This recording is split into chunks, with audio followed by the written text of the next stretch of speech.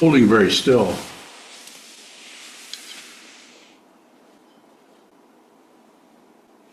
As still as you can without being rigid, and just observe what happens in any of the sense fields, including the mind. Just observe that. Make no elaboration, analysis, judgment. Add nothing to it at all. Keep it very simple. Observe whatever appears, and then receive that without comment. Just observe.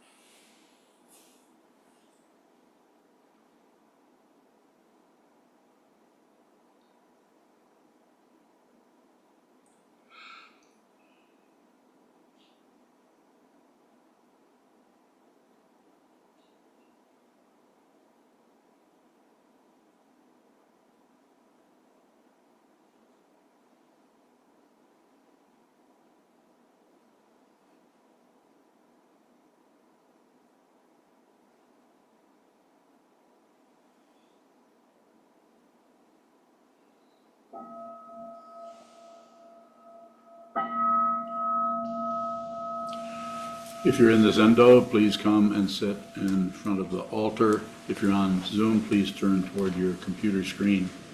And thank you.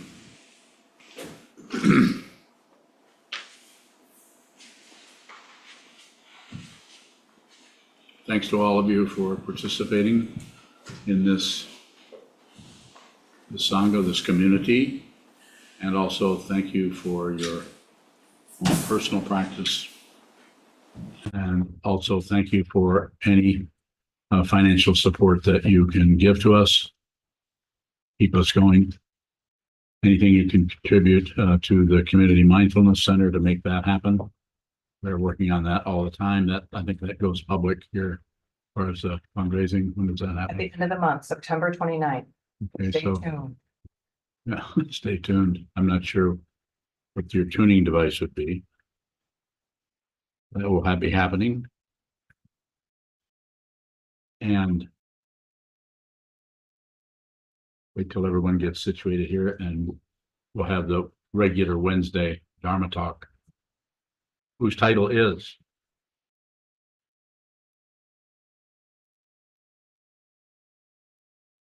Train Your Intention.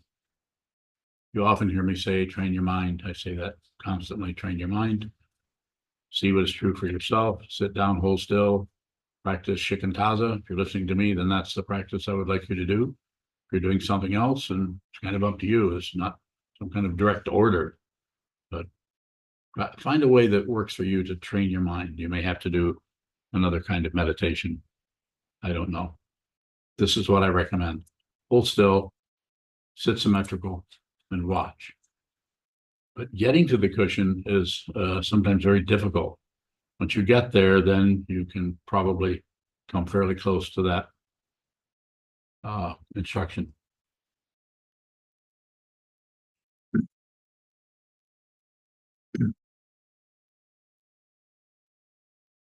But to train your intention is to first, you might notice how vacillating or how difficult it is to stay on topic or on task or on. You go this way and go that way and go this way and go that way. When it comes to sitting practice of meditation, you need to get to that position of stillness. Because if you're moving at all, if you're moving your arm, you're leaning back, you're leaning forward, any of that, the body and mind are not two separate things. Also, say, I don't believe that. It certainly looks separate. Go ahead and work with it that way if you want to. But if you're listening to me, you could consider they're not two separate things. But the two aspects of consciousness, which are body and mind, or the first skandha, which is form, and the other four skandhas, which are feeling, perception, concept, consciousness, which are all showing up in consciousness. So in order to work with the intention, you're going to have to do something with the body, because it's pretty hard to work with intention in the mind unless you've worked with the body quite a bit. In other words, sit down and observe. And sometimes people have difficulty with a regular practice because they don't have 25 minutes. They don't have a half an hour. They don't have an hour. They have other things to do. And reasons why they can't find time. So maybe a week or 2 weeks or 3 weeks have gone by where there's been no awareness practice.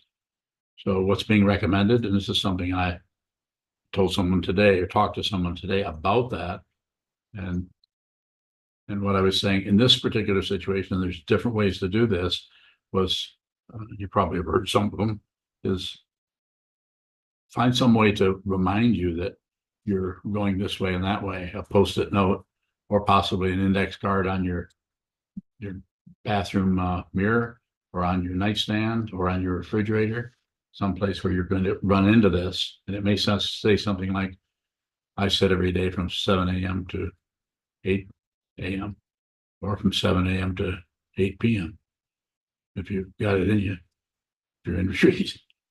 So the idea is to find some way to get through to that area of the mind that is going in circles, that has all kinds of justifications why you can't seem to sit. And do something with it a little. You don't have to do much. The intention has no time frame. Sitting for an hour, of course, is what time. Time goes by, or apparently does. It's an illusion that we abide by. We've even had these little devices. We've probably seen them before. But now they've changed it so you don't get quite the reality of the circle. You end up just being a concept, a 3, a 9, an 8, and then little dots between them. Sure you notice what those are. Then you have to do all that translation into what time it is. And then you have to know whether it's AM or PM. I think sometimes there's a red dot for AM, right? No. PM? You don't know? You're an accountant and you don't know? On account of why?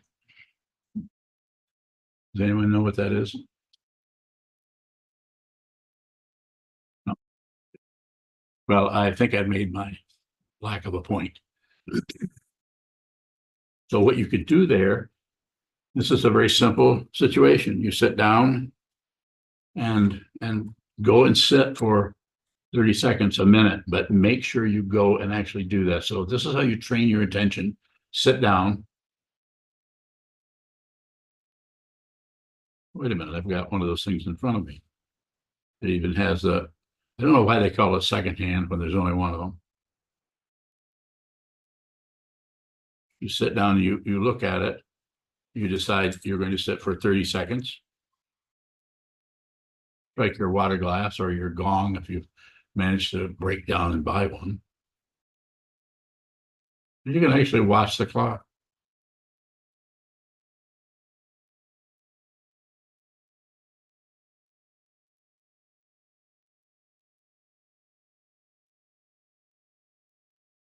You're sitting in front of a wall. You might be sitting in front of an altar. You may have more than just a wall. And then strike the water glass or the chime or the yin or the whatever it may be. Get up and go do the rest of your day. And then the next morning or the next evening, whenever, come and do that again. You don't necessarily have to extend it into a half an hour. If you're working with intention, just do that for a month and see what it's like not to sit at all other than just the intention. Sit down, just intend to sit there, intend to sit for what duration. Does not matter how long. It only matters if you've been sitting for a long time and you have not sat more than an hour at a time. This is not a good idea. Just as a Dharma teacher, I can tell you, not a good idea to sit for an hour a day. You should sit for 48 minutes, 39 minutes, 92 minutes.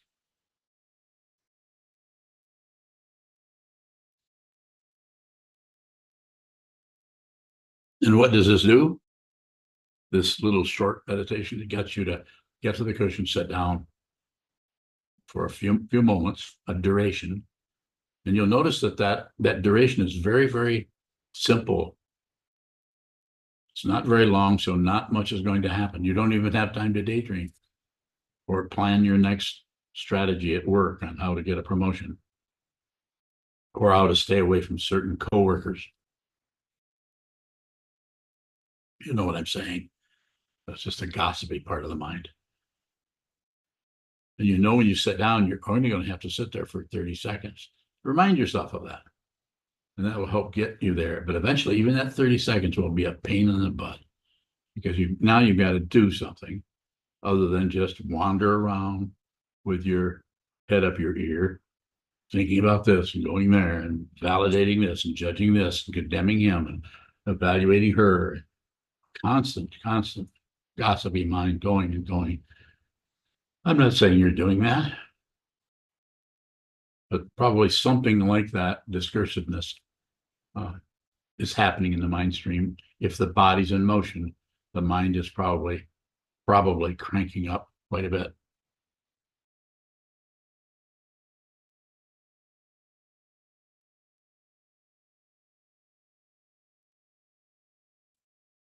Training the intention to see what this is, training the intention to get to the cushion, training the intention to sit symmetrical. You can't do what the mind does. You can't go into the mind and just stop thinking this and start thinking that, although there are techniques that may help you in that area. Don't particularly teach them, at least I don't emphasize them. But I do train, sit down, just observe. So if getting to the cushion is your issue, your problem, or your challenge, or, then you might start with stop trying to sit for half an hour, 20 minutes, but try to get to the cushion, sit down, be there for 30 seconds or a minute, or maybe a little more. But I wouldn't necessarily try to extend it or say, see, well, I sat there, so maybe I should just sit further. No, concentrate on the intention first. Do that for a few weeks or a month.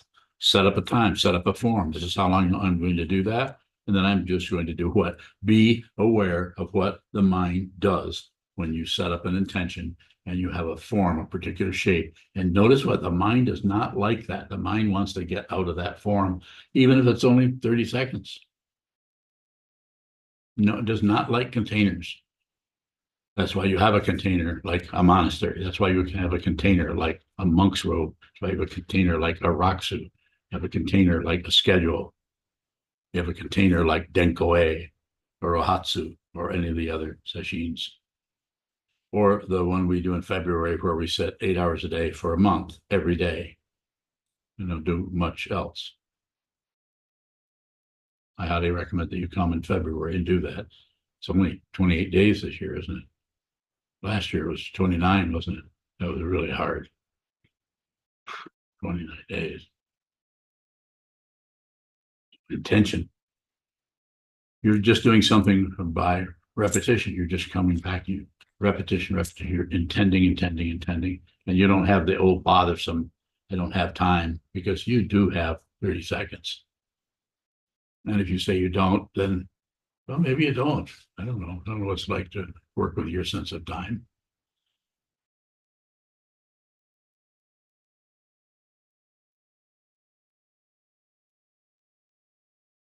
I could go on, but I think some questions in that area might take us, take me, take you and me, take all of us in a direction about that maybe I'm not looking closely at enough myself.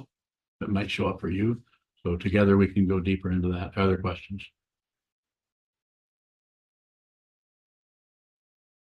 Dodo? Shugo bowing, are you saying in a way that if we just have a consistent practice that's the same every single day, that we could possibly stop training the intention in that?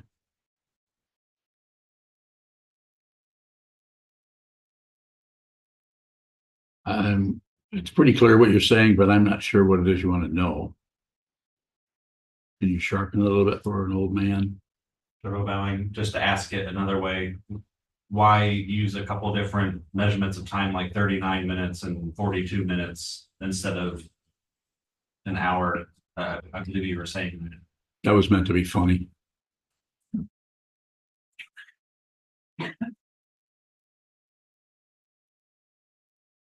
Did I fail?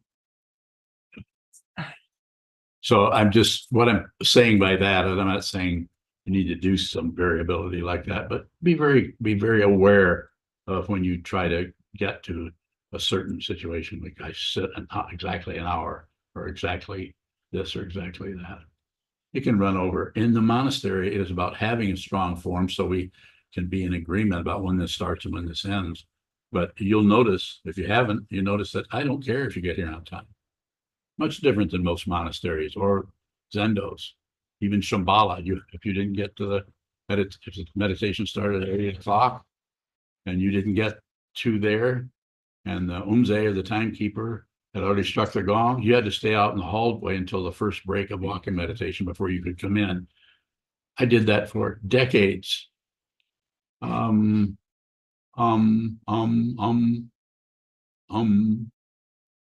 don't think that's a good idea, would be my way of being critical of it.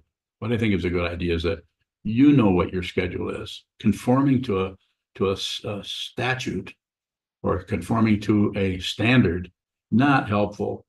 To observe the standard or the statute or the rule or the regulation.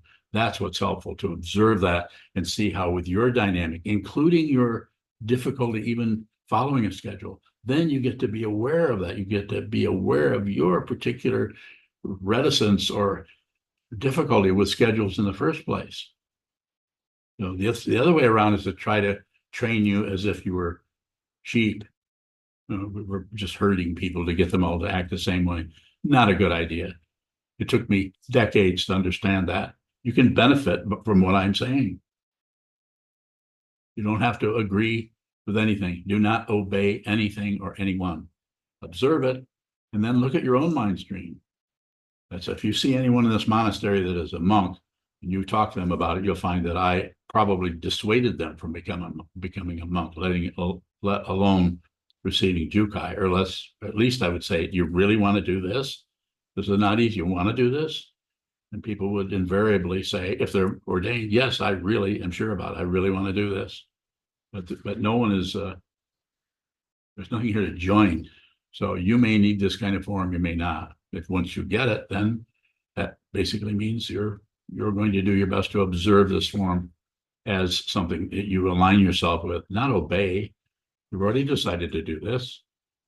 So you're doing it. So that's why I'm saying you could set up that form by training the intention. You could train your intention to just return to that cushion.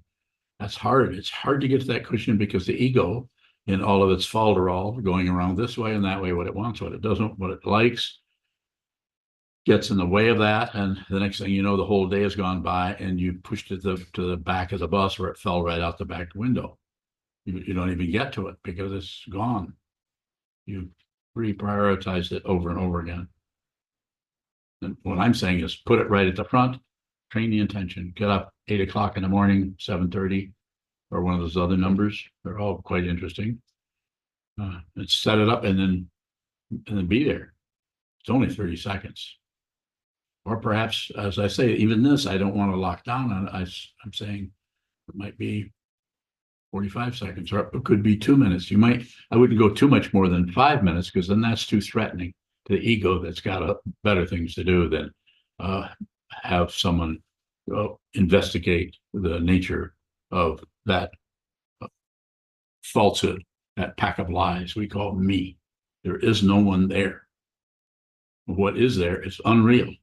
So if it's unreal, you don't have to get rid of it, but you may want to take a close look at that disturbance that thinks there's somebody who is right, somebody who is wrong, and that you've got to find which side to join. This is what the whole world is doing. So we have armies. So we have Abrams tanks, and we have military weapons that can, if they hit you, they'll explode your head. Yeah, let's kill people. Not only kill them, let's just completely destroy them, even if they're 6 years old. That's coming out of intense insanity where there's no mind training at all there. But we can't stop that landslide. You can't stop it. But what you can do is you can work with your own landslide, your own interior causes and conditions, your own pratitya samutpada, your own karma that is coming out of endless, uncountable past lives. And there is no past. This is why I'm not saying you should believe in past lives. I don't. I'm not believing it. I'm not ignoring it. And I'm not disbelieving it. You don't need to take a position on anything. Your consciousness is already taking one hell of a threatening position by even showing up as a human being. Consciousness doesn't have to do this. Consciousness always finds its own form, as I've been saying for a few weeks. Always finds its own form. And that can be in the form of a tiger. That can be in the form of a leopard. That can be in the form of an angel, an enlightening being, bodhisattva.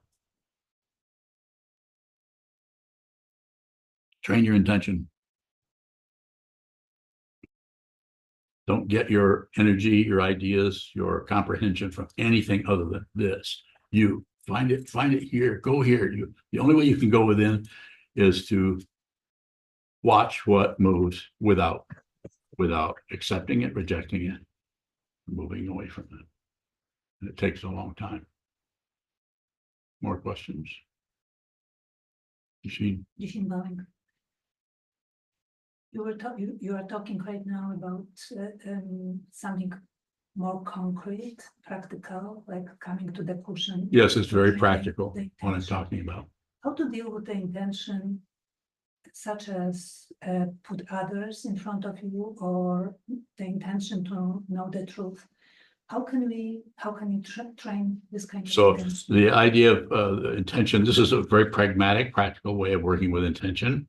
It's a very important one because the other ones that you're referring to are not going to clarify unless there's a lot of basic just sitting meditation. Just find what you have a say so about, which is your body.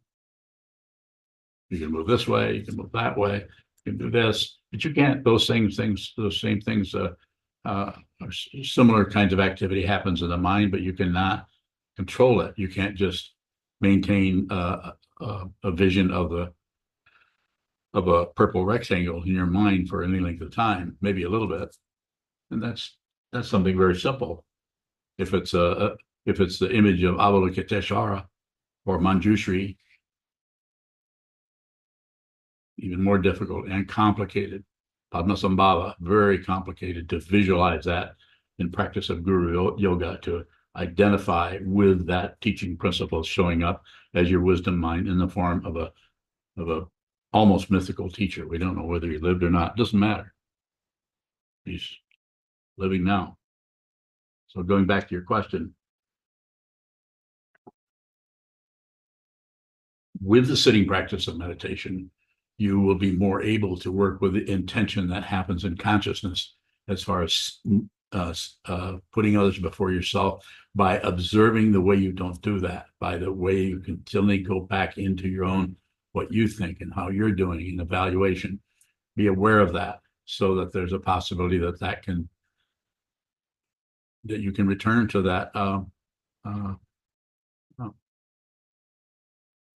vow that you received, the third of the pure precepts: be with all things, save all beings, put others before yourself. There's different ways of saying it. Whatever shows up, that comes first. Whatever shows up, that is the Buddha, no matter how bad it smells, how frustrating, how scary. That is the Buddha. That is the awakened one. And how that shows up for you or anyone else is going to be dependent on the causes and conditions that got you into this particular lifetime. I say particular because it is a particular one. You have particular fingerprints. Nobody's figured out how to change that other than burn your fingers. So it's just that area is going to take a lot of sitting meditation. So what I was addressing there is let's work with the intention to even get to the cushion. The very first A1, the very first thing you need to do is get to the cushion so that you can actually sit there. So you might want to exercise that part of it first before you exercise staying there for 4 hours. Although if you're ready to do a block sit and you want to sit from 7 in the morning till 11, there are people doing that here several days a week. You have company. You can see the backs of other people. Just a way of talking about it. Did I get close to what you're looking at? You look at the way you're not doing it is how you do it, not particularly promoting it. Although there are slogans in Atisha 7 Points of Mind Training where he talks about absolute bodhicitta, relative bodhicitta in a way that isn't actively working towards what you're talking about there. And that also can be valuable. More? Thank you. I'm wondering if there is any value in just saying that intention to my heart, or I guess this would where I would place this kind of intention. Okay, you're going to have to speak up because I'm going to have to repeat everything you say because they aren't going to be able to hear you. So just say something that's very easy for me to repeat. Is placing the intention on the heart internally has any value? Yes. Placing the attention here has value. Yes. But it's different with each person. I don't teach a dynamic like that, but that is taught in some traditions by some teachers. And if that's something an area that you go to, you personally go to, and I'm totally in favor of that. You may need to at some point work with an image outside of the this area here, an area of visualization or possibly a mantra practice of some kind. Don't you do a mantra? White Tara, didn't you do that for a while? I did a little bit. in the Okay, past. well, I thought you'd done some of that, but it doesn't matter. We can go into that another time. Anything else? Underline, what does the resistance to a form, like you were saying, that our ego really pushes against any container being Yes. contained? What can we look at to see that ego more clearly? Usually it shows up in some kind of polarity of success and failure, or pride and shame, or right and wrong, or life and death. All of those polarities, somewhere in there is where the ego gets its sustenance or its nutrition, by having some kind of polarity between that creates someone who's having that kind of an issue. More about it. Underline. Well, I'm just struck with how you're looking at forms, like the form that you've created here in the monastery. Yes. And then there's our intention to be here, but then there's resistance. Because we have various projects that we're, We do. And you're swamped with things. In your position here at the monastery, you're pretty much overloaded, as quite a few people are. And we're, what's the conventional way of saying it, short-staffed. Not enough because no one is paid a salary here. Everyone does this for, you just volunteer to do it.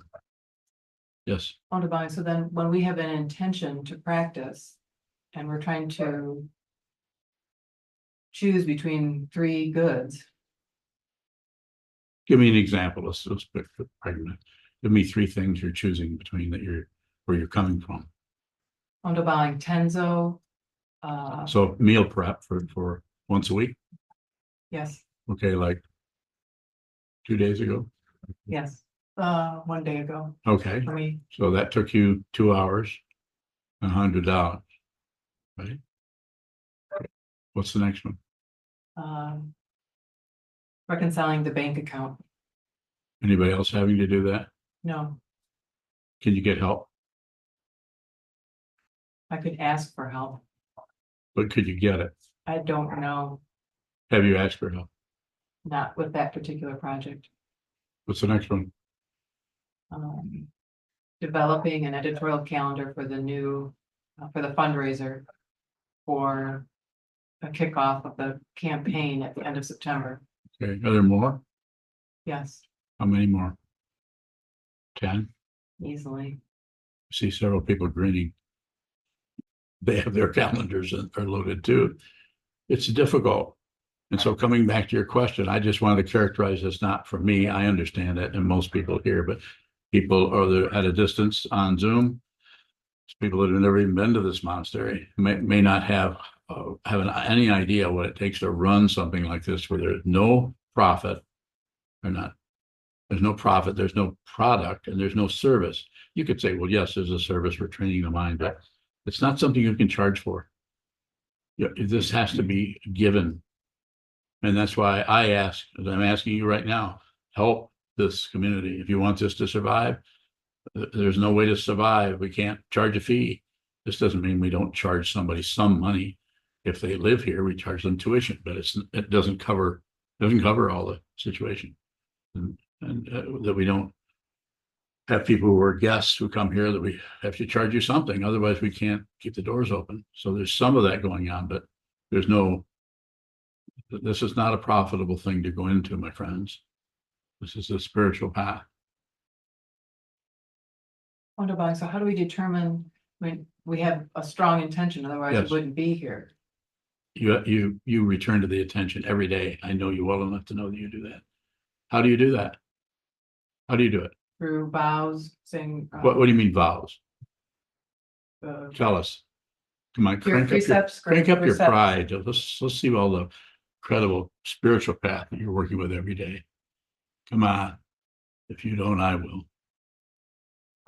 Pure precepts, grave precepts, Four Noble Truths, You recite those four every day? reminders, You recite those every day? Bodhisattva vow, Yes. and Kagyu. Prostrations? Yes, How many? depends on time, how much sleep I've gotten. How much sleep did you get? Last night I did 20, or this morning I did 27. 27 what? Hours of sleep? Prostrations, 5 hours of sleep. 27 prostrations. Why didn't you do more than that? It's not very many. Doan Zendo prep, What's a doan? someone who marks the time in the Zendo and cleans the altars Well, that and couldn't take very long. You're just hitting a water glass, aren't you? no, What are you doing? opening the Kagyu shrine What do you mean opening it? You got a door? has water What do you mean by water? bowls of water. Why would they do something like that? Are they for cats? I had a cat once, used to drink out of but he wouldn't just drink all of one of them. He would drink a little bit out of each one. His name was Duffy. Yes. So you see what I'm getting at? No? I'm saying just do whatever you can and let the situation itself be the priority rather than continually worrying about it. It's not a problem if the whole thing falls apart. You'll notice there's something you have to do. And it may be something like your morning practice, your prostration practice, your guru yoga practice, or whatever it is your other practices are. And I don't want to go into all of those, but there's a lot of actual being a monk in a monastery that produces nothing. From the ultimate, or from the relative point of view, the materialistic point of view, there's no outcome. If there's an outcome, it's probably not a spiritual path. Outcomes are about producing something. It's about production. The spiritual path is about receiving. And so the intention to receive, you can't, there's not enough way to express the value that has. Receive what this is. Receive this incredible world. Do not miss your life.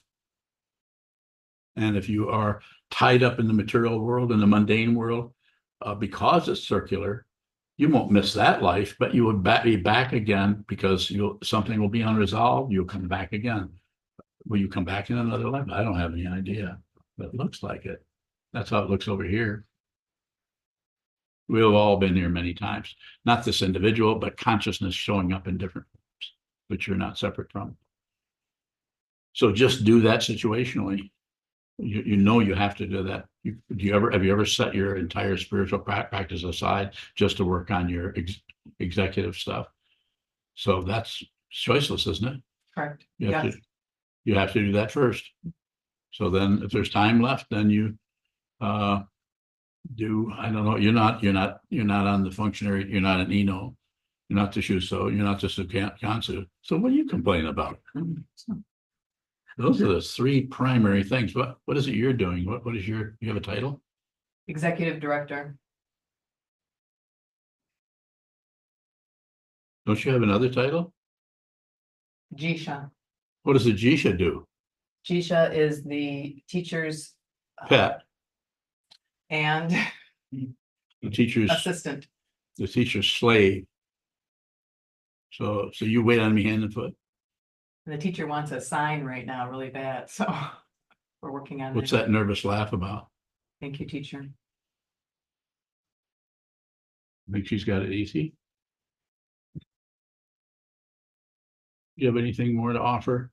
Anyone here that can help them understand what you're dealing with so that they can see how important it is to have an intention and to train yourself to have the intention to live this life? What? Ongoing. So are we continuing to train our intention? Like every day, Every day. even though we're not getting to the cushion as much as we would? It's the intention. It's not about accomplishing anything.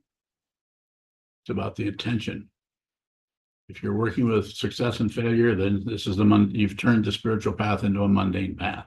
I'm not saying it isn't taught that way in some places or temples or monasteries by some teachers. I don't do that. I'm not particularly evaluating anybody. It's not, there's no graduate degree being held out. There's no degree. Completely useless activity being a monk from the point of view of the world, the worldly path, mundane path. That's why they call monks leavers of home. They've left the society where we're still having a job. You're a therapist. You still have to make a living because the society is not ancient India. It doesn't support the whole monastic community of thousands of monks. Maybe it will someday. I don't know if we'll see it, if the world lasts that long. But train your intention to get to the cushion, see the truth, and serve others. Even if it's just your family, serve others, save others. Mizuki bowing on the path, as we start prioritizing the practice, is that ego aligning itself with the intention? Say more.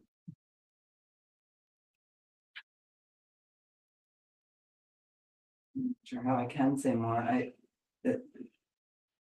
There's an aspect of resistance sometimes, or like what Wanda was describing, just wondering how she's going to do the things she wants to do. But there's also just this drive to practice that doesn't make a lot of sense. So I'm just wondering, is that ego getting on board with the intention? Maybe, but it doesn't matter. If it's the ego is unreal, so it does not matter. You do not have to lose your ego or try not to be egotistical. You just, what you do is you come with the intention, and if the ego packs its bags and comes with you, not a problem. Take all the help you can get. Yes. Mizuki bowing. It seems like it would be a good thing for the ego to to align itself with the intention and the vow. But I wonder if that makes the ego harder to see. Is No, that a way of hiding? No. there's no way to figure out something to, so, oh, I'm doing this, so now I can see the ego more clearly. You cannot strategize this. And the ego is full of those kinds of thoughts and emotions. All those that are showing up in your area are generated by what? How do you know that? I thought it was by bodhicitta, the mind of awakening. You think it's ego? How about y'all? No. What do you think? You're thinking about something else, right? No, both, I would say. What? It's ego maybe covering up the bodhicitta. What do you say? I'm really not sure now. Well, so, just I'm asking you what. It looked like ego trying to find the right way to see what this is, No, to me. but it has the ego has the assumption that if it finds it, that it gets to be included as the one who helped you see the true nature.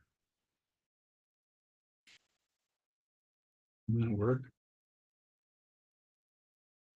So I can take a few more questions. We'll get off this particular third rail. Yes, sir. Yoka bowing question from Shoshi.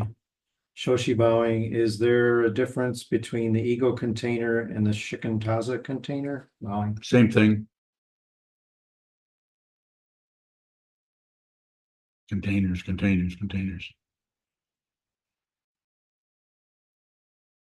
More? Yes, sir. Yoka bowing, question on YouTube from Damien. Did enlightenment come randomly in the day, or did you wake up and realize, or how? Bowing. I never claimed I woke up. Never claimed anything. Well, maybe that one time when people were questioning me and they said, "Oh yeah, you did say you woke up." I said, well, "I take that back." Okay, Sanho, let me have it. Sanho bowing, does it matter if you're enlightened? Only from the point of view of ego, and from the point of view of the relative stance on the path, but from the point of view of awakening itself, which is no point of view. There's a point of view, then it's not awake. So yes, doesn't, it has no status. It's not a state of mind. It is not an experience, and it does not occur. It has been said that it non-occurs, which is someone trying to be fancy with it. Yes, sir. Sanho bowing. Do you care if you, Sokuzan, are enlightened? Mm. Let's see, do I care, Sokuzan, if I'm enlightened? What do you mean by enlightenment? I can respond to your question. You tell me what you mean by enlightenment, and I will respond immediately. What is enlightenment? You used the word. Sanho bowing. Well, I'm not quite sure it exists. And so. But then how can you ask a question? You put me on the spot like that. That's like saying, do you care if you exist or not? Is that what you're asking me? What are you asking me? Sanho bowing. I mean enlightenment in the cultural way it's talked about, which we don't seem to have a great definition for, but I guess having overcome desire or something in that vein. Oh, no, that's not, I have not overcome desire. Well, apparently I'm not enlightened then. And so and now you want to know, do I care that I haven't overcome desire? Depends. Depends on what I'm desiring. So what am I trying to say to your question? This is a valid question, but I'm saying that the polarity or the positionality of the word enlightenment is, as you said a few moments ago, we're not really sure what that means. It seems to be realizing, it has to do with identity and realizing that you are not a separate being from anything else. And if you realize that, it's not an experience, because if it is, then you're still a separate being having an experience. So if you actually realize it, the experiential dynamic just falls through the floorboards, if there is such a thing. There's no experience to it. There's no past, there's no future. The relative truth has been bleached completely out of it without anything even happening. So I'm endeavoring to use relative terms to talk about something that doesn't exist, that has no status. Though it is talked about that way, so that there's a possibility that someone who is struggling and suffering in samsara can hear the words of the Buddha, hear the words of Nagarjuna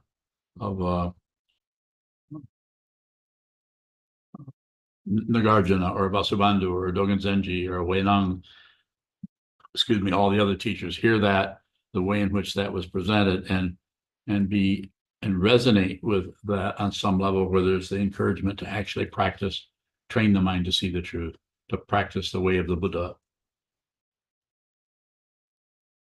Chisho. Chisho, going back to what Ondo was asking about, what sets the volume of activities at the monastery? Bye. Very, very good question. What sets the volume, the amount of the activities at the monastery? What sets that? I don't want to, I'm not trying to squeeze out of it, but it's like the situation itself, and it happens with the community, and it happens with the functionaries, or the sukansu, who is the Western word would be the prior of the monastery, the shuso, which would be the head student, and ino, which would be the person who is in charge of the happenings in the zendo proper, the actual practice space of meditation or chanting sutras at this point anyway, in this particular monasteries. And then there's people who have the another executive director is Ondo, and she's involved in, I don't know, how would you define your Kind of the business admin side of the monastery. business admin side?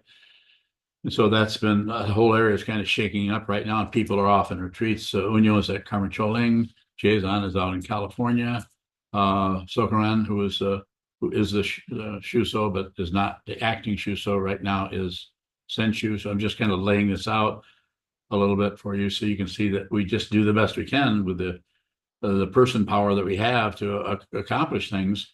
But as far as who sets the volume of it, does it seem situational to you? Can you say more to that since you're a admin person? Phone to buying, it seems like there's, like what you're saying, it's situational, what shows up. But there's, right now, it's the vision of they have it, to have a community mindfulness center that, Then yes, they have, and that mindfulness center is very important, and I have no evidence for that. There's no proof that it will even work. I'm not interested in things working. If I were, I certainly wouldn't be doing this. This is not easy to do. I have no instruction. I was never trained in this. I have no idea how to do it. It's probably a good thing. So you guys are all being led around by, what would you say, Sanho? I like that mudra. Yeah. You did this.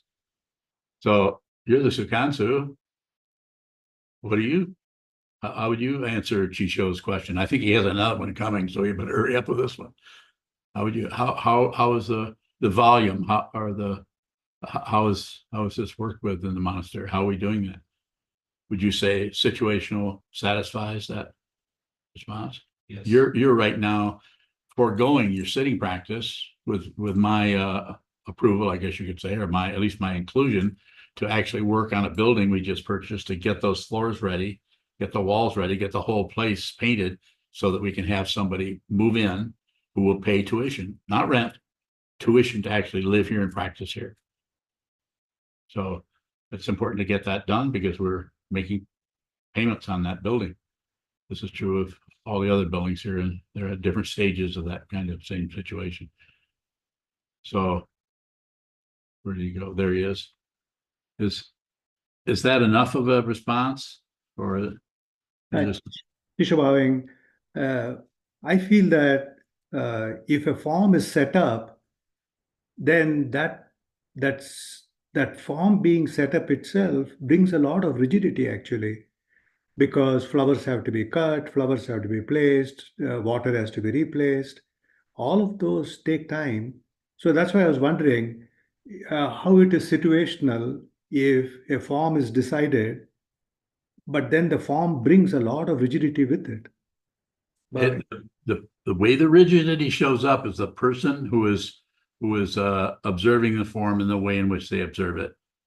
So I spent a lot of time observing the way, sitting in this seat right next to this altar, and I'm not in here every day, but for years I was in here every day, and that's how this all got set up. Is I set up the form according to standard Soto tradition, and then I watched the way people observed the form or fulfilled the form, and then I allowed people. When you say allowed, I'm not saying I let them get away with something. I'm saying I watched the way people worked with the form.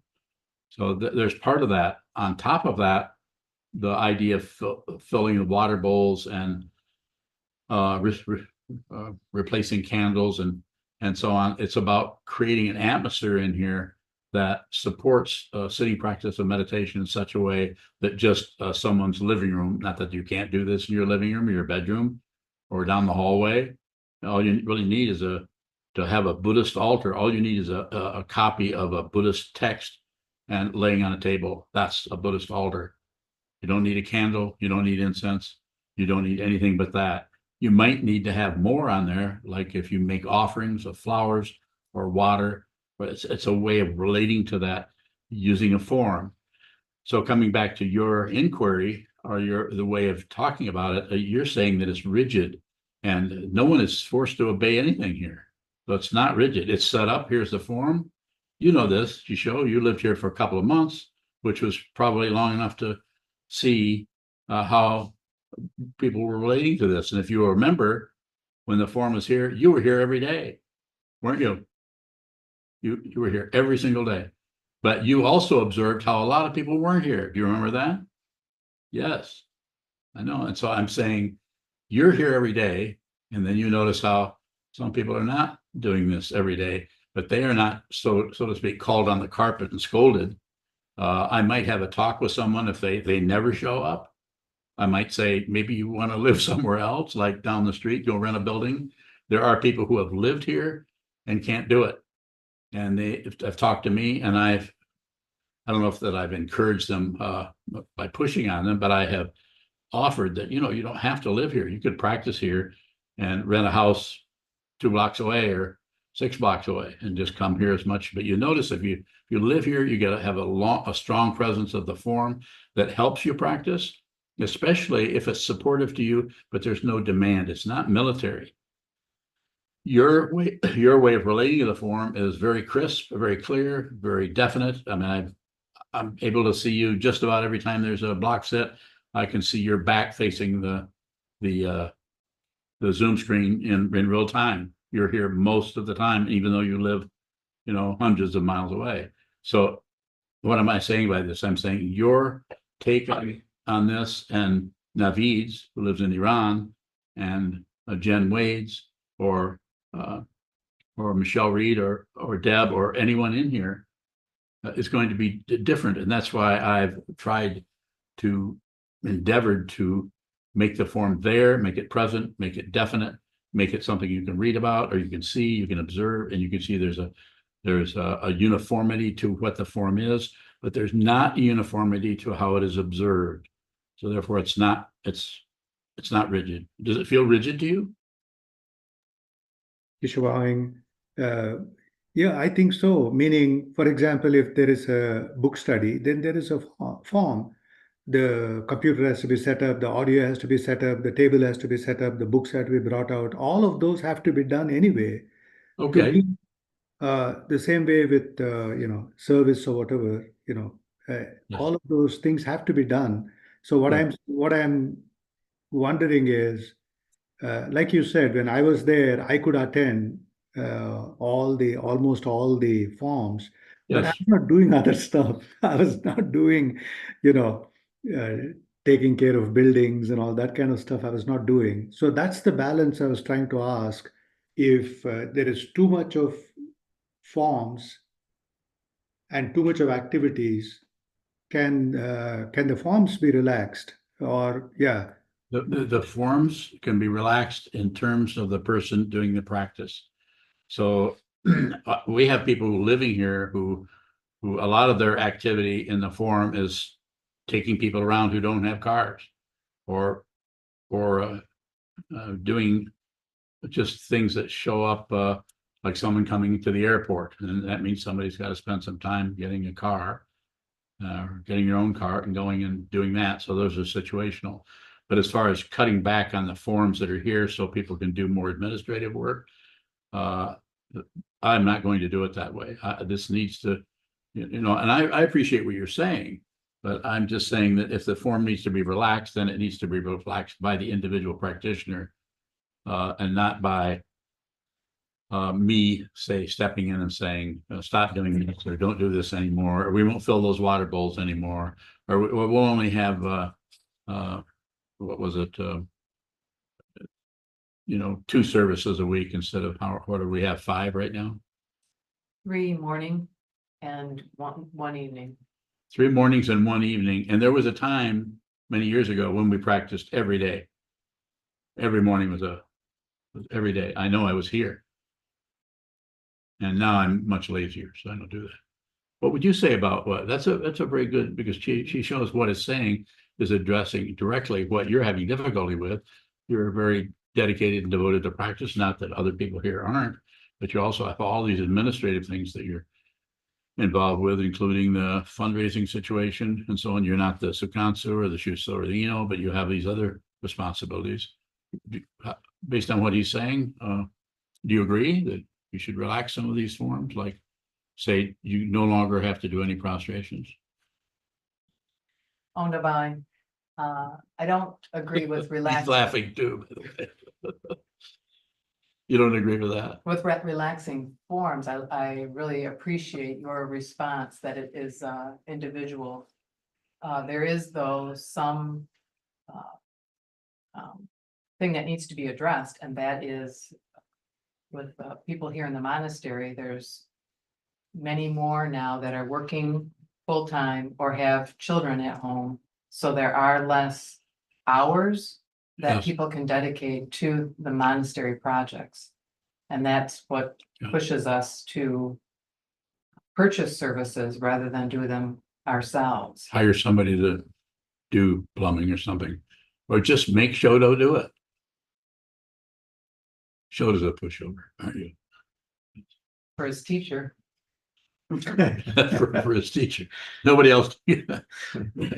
Now Chiso's really laughing. He's lived here, he knows. Okay, so we can close, or if there's a final question, Chishi, you. Can forms be broken out of seeing? Out of what? Out of seeing. Seeing? Of course, that's always broken. When I'm using your word broken, I would just say they're just observed differently. If there's a form where one of the forms that everyone does when you come into the Zendo, you bow, and when you turn around, bow to the Sangha, and when you leave, but there's no requirement. And the monks in here that live here know that if someone comes in here who's totally new and they don't bow, you don't come up and tell them to bow. Nor do you train them how to bow unless they ask, how do I do that? They put your hands together and so where do I do that at? Just observe, you'll find out. But we don't go around and train people. So everybody, it's just a different way of using forms than I was trained. As I said, I don't teach in the way I was trained. I teach the way it looks like it needs to occur, since I happen to be the what do you want to call me, the abbot or the guiding teacher, whatever. Then I use some of the forms very much so. I'm very much interested in chanting the sutras. It's a very traditional Japanese form that we do. But as far as making sure everybody bows at the altar, or anytime you pass in front of the teacher, you have to bow. Now, if you're a fully ordained monk, you need to bow to the teacher. But if you've only been in here 3 weeks, we're not going to even suggest that or recommend it. That would have to surface in your consciousness. The form needs to find, the consciousness needs to find the form that it needs. And that's true in your situation and in mine and everyone. Go ahead. I'm wondering, in that dynamic which Ondo just presented, whether there is a difference when she's operating out of putting others in front of her. And this is a very different thing than to just think about ego being in conflict. I don't know how to, it just came to me. But can you rate what she's saying? I don't follow, sorry. She doesn't follow you, but she has a nice smile of sorts. And so do you. But So I- you should smile at I'm each just other. thinking that our intention is to serve others, to do things for the others first. So whatever you are doing when you are breaking the form, you are serving others in each gesture you are making. This is how I see you, at least operating here. I don't think anyone is hearing what's happening. So we have a good hour, almost an hour into this. I'll take one final question on Zoom. First hand that goes up will be counted as number one, and the third hand that goes up gets to ask a question.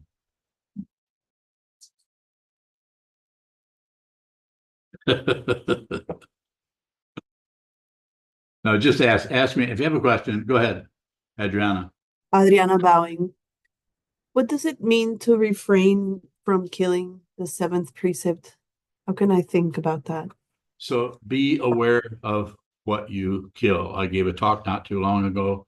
I think it was up in Grand Rapids. It was titled, "Do not kill your thoughts," wasn't it, La? Don't kill your thoughts. It's just a way of saying that anything that arises has a kind of birth to it. So anything that arises, don't kill something you don't even know what it is. That just because it's rough around the edges, we want to stop thinking that, or we want to change, or we want to do something with everything.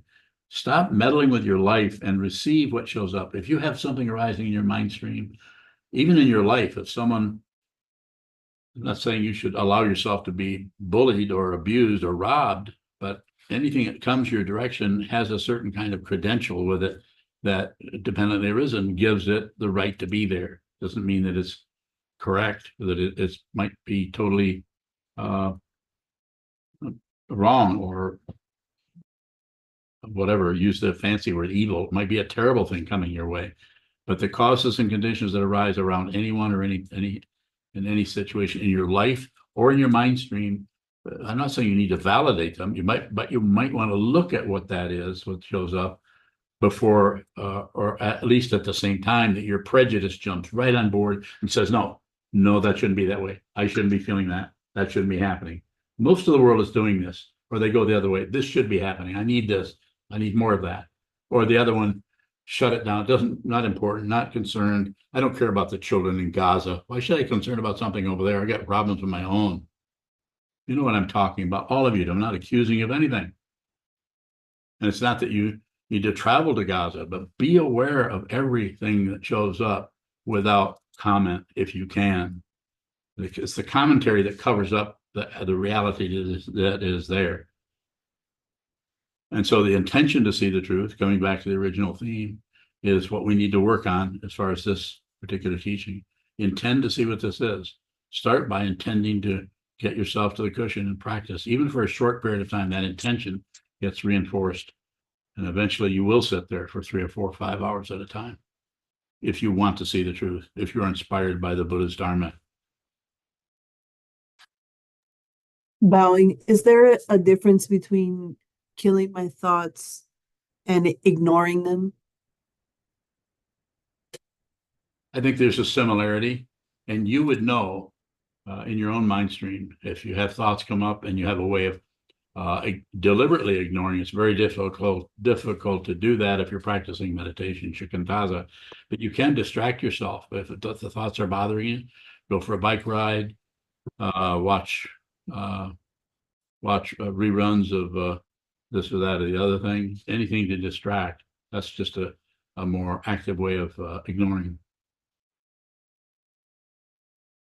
So there is a difference, and there's even a time when you might need to do that because the dynamic happening in your mind is just so completely painful that you need to get away from that for a while. So again, I've said this hundreds of times. It's not about doing it right. It's not about avoiding doing it wrong.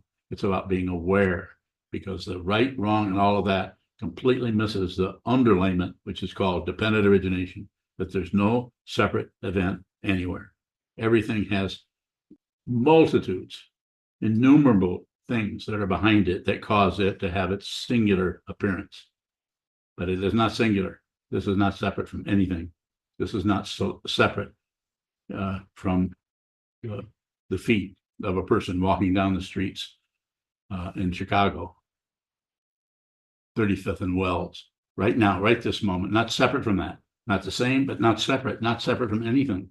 I'm using that specific example so that you can see that everything is consciousness only. Thank you so much. We want to close with a chance.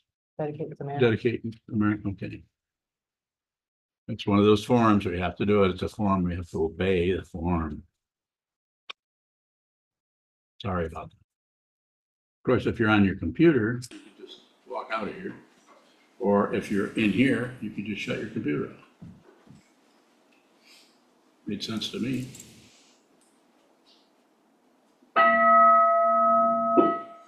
May the merit of this penetrate into all places, so that we and every sentient being together can realize the Buddha's way. Jiro san chi shifu shi son bu sa moko sa moko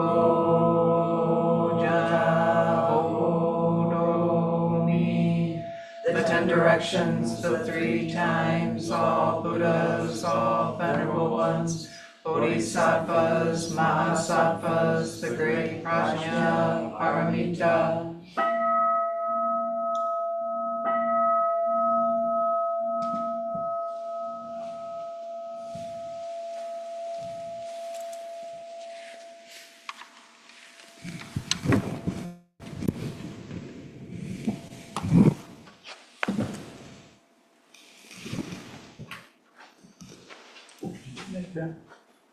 No.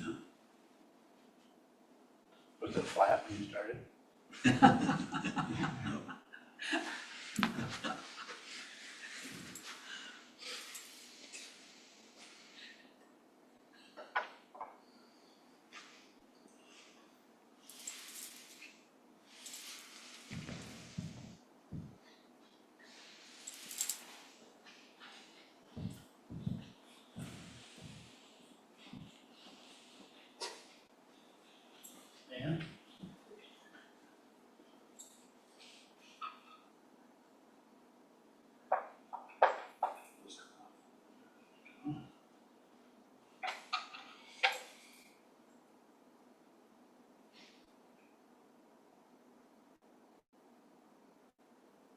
Nice.